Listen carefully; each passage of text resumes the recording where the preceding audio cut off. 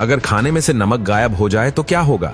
सचमुच बिना नमक के इन भोजन के स्वाद की कल्पना करना भी मुश्किल है। तो क्या आपने कभी सोचा है कि आखिर समुद्र के पानी से खाने लायक नमक कैसे बनाया जाता होगा? जैसा कि हम सब जानते ही है कि नमक को समुद्र के पानी से बनाया जाता है। इसका कारण है समुद्र के पानी में सबसे ज्यादा मात्रा में पाया जाने वाला क्षार। सबसे पहले समुद्र के पानी को बड़े बड़े टैंकरों में भरकर या फिर पाइपलाइन के जरिए लाया जाता है, जिन्हें बाद में खाली पड़ी जमीन पर ऐसे चौकोर आकार बनाकर उसमें पानी भर दिया जाता है। आपके मन में एक सवाल जरूर आया होगा कि अगर नमक बनाने में समुद्र के पानी की इतनी ही जरूरत होती है तो इसे समुद्र के पास में ही क्यों नहीं बनाया जाता?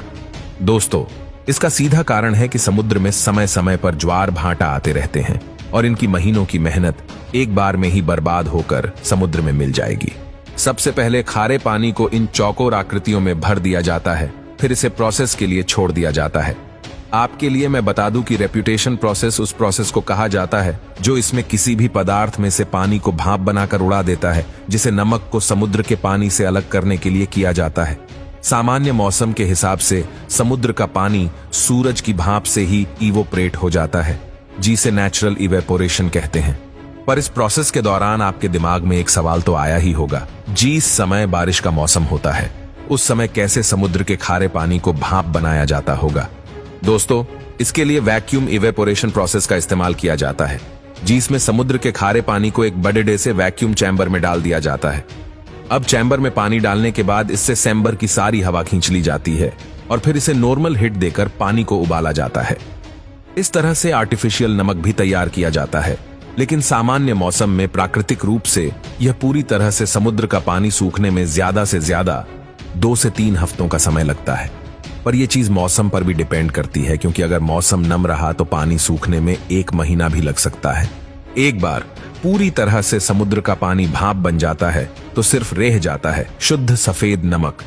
पर आप यह सोचने की गलती मत कीजिएगा कि यह नमक खाने लायक हो गया है, क्योंकि इसे खाना तो दूर की बात है, इसे छक भी नहीं सकते। अभी इस नमक को प्यूरिफाई करने के लिए फैक्ट्री में ले जाया जाता है। प्योरीफायर में ले जाने के बाद सबसे पहले नमक को बड़े बड़े ग्राइंडिंग मशीन में पीसा जाता है, ताकि इसके जो बड़े बड़े नमक के टुकड़े हैं वो छोटे छोटे आकार में बंट जाए। लगभग 1 घंटे पीसने के बाद इसे अगली प्रोसेस के लिए आगे भेजा जाता है, जहां पर इनके ऊपर पानी को छोड़ दिया जाता है।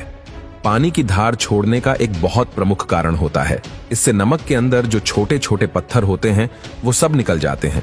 एक बार इम्प्यूरिटीज निकलने के बाद काफी हद तक नमक खाने लायक हो जाता है, पर अभी भी इस पर बहुत काम बाकी है।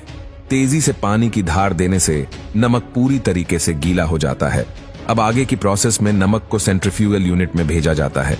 यहाँ पर नमक और पानी को पूरी तरीके से अलग कर दिया जाता है और आखिर में हमारे पास सूखा नमक रह जाता है। दोस्तों, इसके बाद लास्ट और सबसे ज्यादा जरूरी स्टेप आता है, जो है इसमें केमिकल को ऐड करना।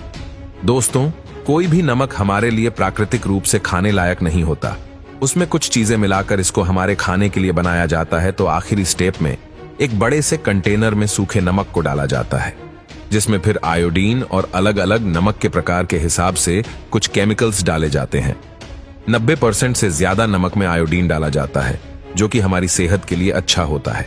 एक बार डालने के बाद इसे 1 हफ्ते के लिए छोड़ दिया जाता है, ताकि यह अच्छे से ब्लेंड हो जाए। ब्लेंडिंग प्रोसेस कंप्लीट होने के बाद इसे पैकेजिंग के लिए भेज दिया जाता है। पैकिंग हो जाने के बाद इस नमक को नॉर्मल रूम के टेम्परेचर पर स्टोर कर दिया जाता है, बाद में रिटेलर्स के पास भेज दिया जाता है।